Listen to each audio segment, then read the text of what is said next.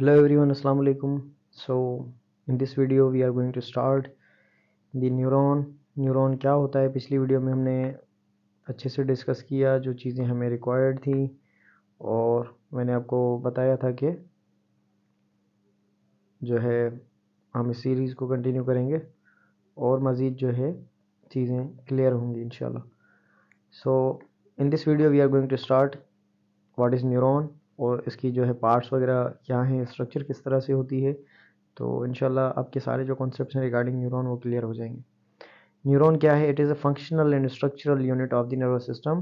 Previous video में मैं आपको ये डेफिनेशन बता दी थी. And is specialised for transmitting signal from one location to other and body to another. अब एक लोकेशन से अगर मैसेज ट्रांसफ़र करना है दूसरी लोकेशन की तरफ तो ये काम किसका है? न्यूरॉन का. ठीक है, और ये फंक्शनल और स्ट्रक्चरल यूनिट है किसका? नर्वस सिस्टम का. और ये किसके लिए? ट्रांसमिटिंग सिग्नल्स के लिए. ये चीज़ आपने समझ ली. Structure of the neuron. A neuron has relatively large cell body. अब न्यूरॉन के अंदर एक लार्ज सेल बॉडी होती है जिसको हम सोमा भी कहते हैं. अब ये चीज़ें क्या हैं ये आगे आती जाएंगी, मैं समझाता जाऊंगा. Containing nucleus. भाई सेल है न्यूरॉन तो इसके पास अपना न्यूक्लियस होगा. A variety of cell organelles in the cytoplasm. इसके पास डिफरेंट सेल ऑर्गेनेल्स होते हैं साइटोप्लाज्म के अंदर. Nissl's bodies are granules are made up of ribosomes and rough endoplasmic reticulum. अब सेल अगर है तो इसके पास अपनी प्रोटीन्स वगैरह भी होंगी, तो इसके पास जो राइबोसोम्स होते हैं और इसका जो रफ एंडोप्लाज्मिक रेटिकुलम होता है इसको हम निसल्स बॉडीज कहते हैं. ठीक है, या निसल्स ग्रेन्यूल्स समटाइम्स जो इसको कहा जाता है. Associated with protein synthesis. का जो प्रोटीन सिंथेसिस का काम है लाजमी है निसल्स बॉडीज या निसल्स ग्रेन्यूल्स या राइबोसोम्स और रफ एंडोप्लाज्मिक रेटिकुलम इस जो है ये चीज़ जो है परफॉर्म करती है. It is covered with membrane called neurolemma. ठीक है, lemma is for the membrane. Neuro means of neuron. Neuron की जो मेम्ब्रेन होगी that is neurolemma. It is covered with membrane called neurolemma. One of the main functions of the cell body is to manufacture neuro transmitter. अब ये चीज़ जो है most important है. Cell body का जो सबसे मोस्ट इंपॉर्टेंट काम है वो कौन सा है? Neuro transmitter banana, manufacture, which are chemicals stored in the secretory vesicles at the end of axon. अब ये सेल है ना न्यूरॉन, अब ये नीचे आया, इसके ये जो है एक्सॉन जो है टर्मिनल्स होंगे. अब ये इसके नीचे अगर मैं इसको जूम करके दिखाऊं, सपोज करो ये हमने पार्ट कट किया इसका और ये इसको जूम किया, तो इसके अंदर ये जो है छोटे छोटे पैकेट्स बने हुए होंगे. इसको हम बोलते हैं सीक्रेटरी वेसिकल्स. इसको क्या बोलते हैं? सीक्रेटरी, सेक्रेटरी नहीं सीक्रेटरी, सेक्रेटरी वेसिकल. और सेक्रेटरी वेसिकल में क्या होता है? इसके अंदर बेसिकली आपके न्यूरो ट्रांसमीटर्स होते हैं. अच्छा, अगर किसी के जहन में फ़िलहाल ही ये सवाल आ रहा है कि न्यूरो ट्रांसमीटर्स क्या होते हैं, तो आपके ब्रेन के अंदर कुछ केमिकल्स होते हैं जो कि ये इन एक्टिविटीज़ वगैरह को कंट्रोल करते हैं या मैसेजिंग वगैरह करवाते हैं इन द फॉर्म ऑफ केमिकल्स, तो इनको हम न्यूरो ट्रांसमीटर्स वगैरह कहते हैं. चीज़ें आगे आती जाएंगी इंशाल्लाह ताला, ये सारी चीज़ें हम करते जाएंगे, कोई मसले वाली बात नहीं.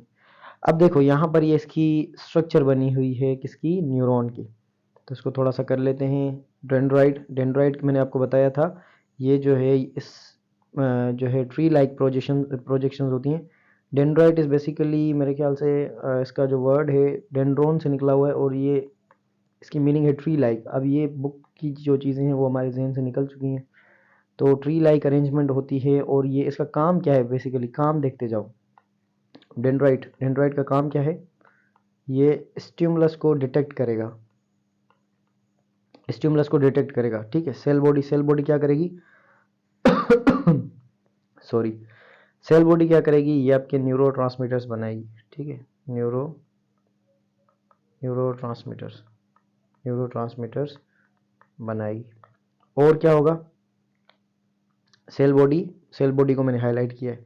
सेल बॉडी के अंदर ये क्या है आपका? न्यूक्लियस. तो इसको हमने थोड़ा सा सेपरेट कर लिया भाई, न्यूक्लियस. अच्छा, अब इसके अंदर यहाँ पर ये चीज़ें क्लियर नहीं है, लेकिन इसके अंदर थोड़ा सा रफ एंडोप्लाज्मिक रेटिकुलम भी है और थोड़े थोड़े छोटे छोटे इस तरह से ग्रेन्यूल्स होते हैं जिनको हम बोलते हैं निसल्स ग्रेन्यूल्स. Nissl's granules. ठीक है, तो इस चीज़ को याद करो. अच्छा, और ये जो पिरामिड लाइक स्ट्रक्चर है, दिस पिरामिड लाइक स्ट्रक्चर, फिर यहाँ से पिरामिड आप देखो या कहीं से भी पिरामिड देखो, अब देखो मोस्टली जो है कंसिडर किया जाता है। अब देखो ना, ये अगर यहाँ से देखोगे तो फिर ये भी पिरामिड बन रहा है, लेकिन इसके एंडिंग में अगर देखोगे तो ये भी पिरामिड बन रहा है। तो ये पिरामिड लाइक स्ट्रक्चर जो होती है that is known as axon, that is known as axon hillock. Axon hillock किसको बोलते हो आप, ये बेसिकली हाईलाइट तो किया हुआ है इन्होंने, एक्सॉन हिलक। और इसके बाद जो है आपका एक्सॉन स्टार्ट होता है। Axon is basically larger part जो है आपका थ्रेड लाइक स्ट्रक्चर होती है, बड़ी लंबी स्ट्रक्चर, इसको जो है आप एक्सॉन बोलते हो। अब देखो एक्सॉन, अब एक्सॉन के बाहर ये छोटे छोटे बीड्स लाइक या कैप्सूल लाइक चीजें जो है बनी हुई हैं, ठीक है। अब इनको हम क्या कहेंगे, इनको हम क्या कहेंगे, ये हमारी, अच्छा यहाँ पर देखो ये इम्पल्स का डायरेक्शन बताया हुआ है इसने। तो मैंने बताया था ना, इम्पल्स यहाँ से रिसीव होती है और ये थ्रू आउट ट्रेवल करती जाती है और ये एक्सॉन तक पहुंचेगी, एक्सॉन टर्मिनल्स तक। ये जो है छोटे छोटे बल्ब लाइक स्ट्रक्चर्स होती हैं, तो ये एक्सॉन टर्मिनल्स हैं। अब अगर इस इन में चीज़ों को रिमूव कर दूं ना, ये जो बीडेड लाइक स्ट्रक्चर्स हैं, तो यहाँ पर एक पतला सा एक फाइबर मिलेगा हमें, इसको हम बोलते हैं एक्सॉन। और इसके बाहर ये जो चीज़ें हैं, ये इनको हम बोलते हैं माइलिन शीथ। ये माइलिन शीथ इसको कहते हैं, ठीक है। इसको मैं थोड़ा सा हाईलाइट कर देता हूँ। ये जो चीज़ है that is known as myelin sheath, ठीक है। इनको कहा जाएगा माइलिन शीथ। अब देखो अगर आप ध्यान से, तो एक माइलिन शीथ और दूसरी माइलिन शीथ के दरमियान में एक छोटा सा गैप है। तो इस छोटे से गैप को हम क्या कहते हैं, माइलिन शीथ गैप भी लिखा हुआ है और नोड ऑफ रेनवियर भी लिखा हुआ है। नोड ऑफ रेनवियर, रणवीर नहीं, node of Ranvier, node of Ranvier और माइलिन शीथ गैप। तो हमें ये चीज क्लियर हो गई। अच्छा, और आपके पास ये जो लास्ट वाला पार्ट है, ये वाला, इसको हम कहते हैं एक्सॉन टर्मिनल, यानी कि एक्सॉन का टर्मिनल वाला पार्ट। और ये जो फाइबर्स हैं इसके, इसको हम बोलते हैं टर्मिनल ब्रांचेस। और ये जो टर्मिनल ब्रांचेस होती हैं ना, ये इस तरह से, और ये ऊपर एक्सॉन, तो इसमें ये छोटे छोटे इस तरह से बल्ब्स बने हुए होते हैं, इनको हम एक्सॉन बल्ब्स भी कहते हैं, ठीक है। एक्सॉन बल्ब्स या एक्सॉन टर्मिनल। तो ये था आपका कंप्लीट स्ट्रक्चर। और अगर देखा जाए तो ये काफ़ी अच्छा लग रहा है, इसको एक्सप्लेन किया हुआ है हमने, तो चीज़ें आपसे आपको क्लियर होती जा रही हैं, ठीक है। और खूबसूरत लग रहा है अगर बोलूँ तो। अच्छा, इसके बाद हमारा क्या है, न्यूरॉन के बाद, न्यूरॉन, ये पेज नंबर क्या है, ये थोड़ा सा पेजेस अरेंजमेंट थोड़ी सी चेंज हो जाए। 63 था तो हमें अभी 64 देखना है। 64, 64 कहाँ गया भाई पेज, जस्ट अ सेकेंड। तो ये यहाँ पर आ गया हमारा पेज नंबर 64। तो यहाँ पर भी ये सारी चीज़ें एक्सप्लेन की हुई हैं।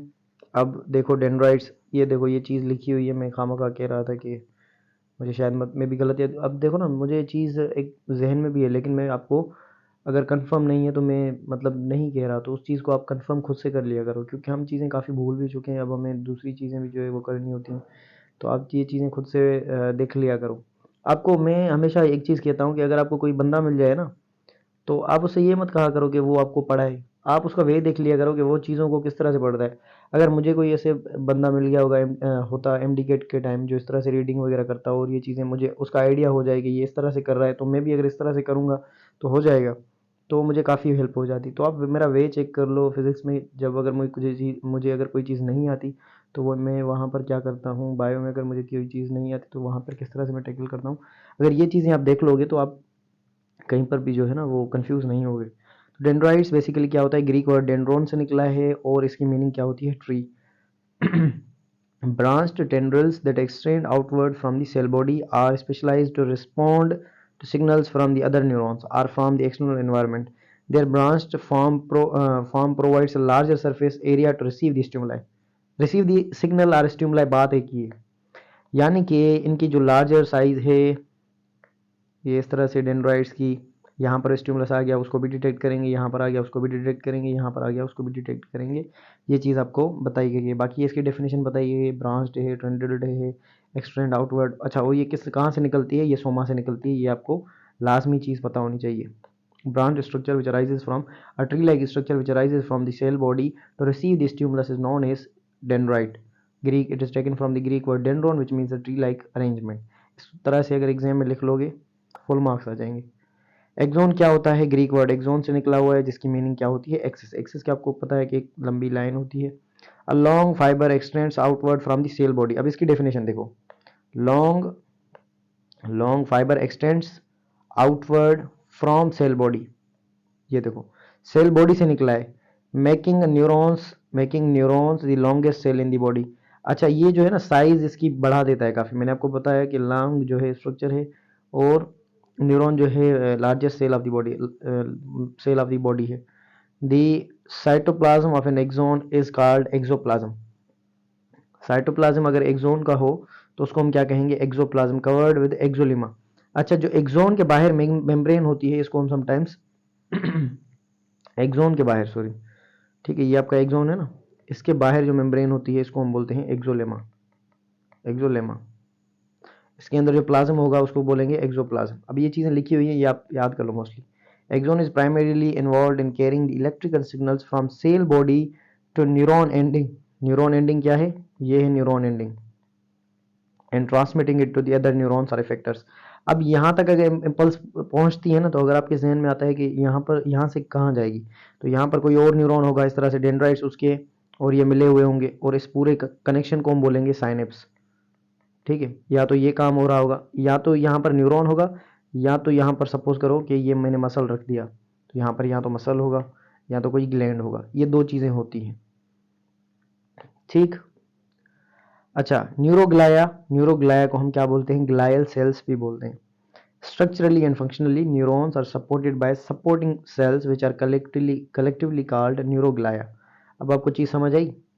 हर एक बंदा जो होता है उसके पीछे एक सपोर्ट सिस्टम होता है। जैसे अगर मैं हूँ तो मेरे पीछे भी कोई सपोर्ट होगी, जो बंदा, जैसे कि मेरे पेरेंट्स हो गया, मेरे पेरेंट्स हो गए, और अपना वीडियोस के लिहाज से मेरा भाई हो गया।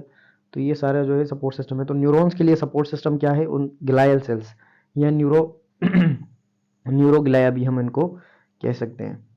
दे serve as variety of functions including supplying the neurons with nutrients. Nutrients का काम भी इन्हीं का है, removing waste from neurons, guiding axon migration and providing immune functions. अब जो तकरीबन काम है नरिशमेंट का, न्यूट्रिशन का, और इम्पल्स अपना जो है अपना न्यूरॉन को जो है प्रोटेक्ट करना, ये सारी चीज़ें जो है इनको कौन जो है टैकल करता है? That is basically glial cells और न्यूरोग्लाया। अच्छा, ये दो टाइप्स के होते हैं, एक होता है शिवान सेल, दूसरा होता है oligodendrocyte. Schwann cells and oligodendrocyte. अब इन दोनों में फ़र्क क्या है वो भी मैं आपको समझाता हूँ। अब यहाँ पर एक न्यूरॉन, दो न्यूरॉन बने हुए हैं, अगर आपको पता हो तो अगर मैं आपसे पूछूं कि फ़र्क क्या है इन दोनों में, तो यहाँ पर अगर देखो तो इसका ये जो फाइबर है ना एक्सॉन, ये अनकवर्ड है। तो जो अनकवर्ड फाइबर होता है इसको हम बोलते हैं अनमाइलिनेटेड न्यूरॉन। अनमाइलिनेटेड न्यूरॉन यानी कि ये जो इसके बाहर माइलिन शीथ थी वो इसके बाहर प्रेजेंट नहीं है। ठीक है, और इसका क्या काम क्या होता है, मैं चीज़ें आपको बता रहा हूँ ना रिलेट करके। माइलिन शीथ का काम क्या होता है कि ये जो इम्पल्स ट्रेवल कर रहा होता है, सपोज करो ये यहाँ से यहाँ तक पहुँचेगा ना, तो इसकी इंटेंसिटी वो नहीं रहेगी जो यहाँ पर शुरू के अंदर थी सिग्नल की। वो यहाँ तक आते आते डल हो जाएगा। सपोज करो यहाँ से निकला तो इतना था, यहाँ तक पहुँचा तो इतना होगा। लेकिन अगर यही सिग्नल इस माइलिनेटेड न्यूरॉन से गया यहाँ से और पहुँचा ये यहाँ तक, तो तकरीबन ऑलमोस्ट सेम होगा, थोड़ी बहुत चेंजेस होंगी। सपोज करो यहाँ पर थोड़ा सा बड़ा है तो ये इससे काफ़ी ज़्यादा है। वो क्यों? क्योंकि यहाँ पर इसके बाहर ये जो कवरिंग है वो नहीं है। इस कवरिंग का काम क्या है? माइलिन शीथ, ये जो है लिपोप्रोटीन वगैरह की बनी हुई होती है, और ये एज इंसुलेटर काम करती है। क्या काम करती है? इंसुलेटर। और इंसुलेटर का काम क्या होता है? एनर्जी के स्केप को बचाना। इंसुलेटर बेसिकली आपने पढ़ा होगा कि ना एनर्जी को अंदर आने देते हैं ना बाहर जाने देते हैं। तो ये जो एनर्जी इसके अंदर ही ट्रेवल करती जा रही है वो बाहर नहीं जा सकेगी। तो जो इम्पल्स की पहले इंटेंसिटी होगी वो नियरली सेम जो है एंड तक पहुंचेगी। ठीक है, तो देखो चीज़ें किस तरह से जो है वो रिलेटेड है। अब बीच के अंदर नोड ऑफ रेनवियर है, एक्शन पोटेंशियल, ये देखो एक्शन पोटेंशियल। अब ये चीज़ आगे है, फिलहाल अगर मैं सिंपल लैंग्वेज में बोलूँ तो ये इम्पल्स ट्रेवल कर रही है। अच्छा, और एक चीज़ मज़े वाली मैं आपको बताऊं कि यहाँ पर ये जो है ना इम्पल्स, देखो ये नोड से नोड की तरफ जाती है, नोड से अब ये जो इम्पल्स है वो नोड से नोड की तरफ जाती है, ठीक है। तो ये नोड से नोड की तरफ माइलिनेटेड न्यूरॉन के केस में जाएगी और इस इम्पल्स को हम बोलते हैं साल्टेटरी कंडक्शन, साल्टेटरी कंडक्शन। और ये 2020 के अंदर जो पीएमसी का टेस्ट हुआ था उसमें ये बायोलॉजी के अंदर ये क्वेश्चन था, ठीक है। तो ये आप याद कर लें। Saltatory conduction is basically the type of conduction of nerve impulse in which nerve impulse is basically jumping from one node to another in myelinated axon or myelinated neuron, उसको हम बोलते हैं क्या, साल्टेटरी कंडक्शन। देन उसके बाद हमारा ये चीज़ हमने सारी क्लियर कर दी। उसके साथ जो पार्ट्स ऑफ न्यूरॉन थे वो भी हमने देख लिए। अब ये डिपोलराइजेशन वगैरह ये जो चीज़ें हमें आगे बताऊंगा, एक्शन पोटेंशियल वगैरह क्या है, ये सारी चीज़ें जो है वो आगे आती जाएंगी, तो हम जो है वहाँ पर डिस्कस कर लेंगे, ठीक है। उसके बाद है यहाँ पर शिवान सेल्स। यहाँ पर एक चीज़ लिखी हुई है, मैंने आपको कही कि इन दोनों में क्या फ़र्क है, तो वो आपको मैं बता देता हूँ। शिवान सेल्स प्रोड्यूसेस माइलिन इन पेरिफेरल नर्वस सिस्टम। अब जो शिवान सेल्स होते हैं वो पेरिफेरल, मैंने आपको बताया ना कि नर्वस सिस्टम की जो है क्लासिफिकेशन दो तरीकों से है। एक सेंट्रल नर्वस सिस्टम जिसके अंदर आपका है ब्रेन एंड स्पाइनल कार्ड, दूसरा है पेरिफेरल नर्वस सिस्टम। तो पेरिफेरल नर्वस सिस्टम में जो है अपना पेरिफेरल नर्वस सिस्टम में जो माइलिन शीथ बनती है, ये जो माइलिन शीथ जो कवरिंग थी अराउंड द एक्सॉन, वो कौन बनाता है, वो बनाता है शिवान सेल्स, शिवान सेल्स। तो Schwann cells basically form the myelin sheath in peripheral nervous system. और सेंट्रल नर्वस सिस्टम में यही काम किसका होता है, oligodendrocyte. Oligodendrocyte produce myelin in the central nervous system. Axon that have myelin sheath are said to be myelinated fibers, myelinated neurons, myelinated axons, ये तीनों नाम है इसके। और द एक्सोन दैट अपना and those that don't are unmyelinated fibers. A non-myelinated part of axon between two Schwann cells is called node of Ranvier or neurofibril nodes.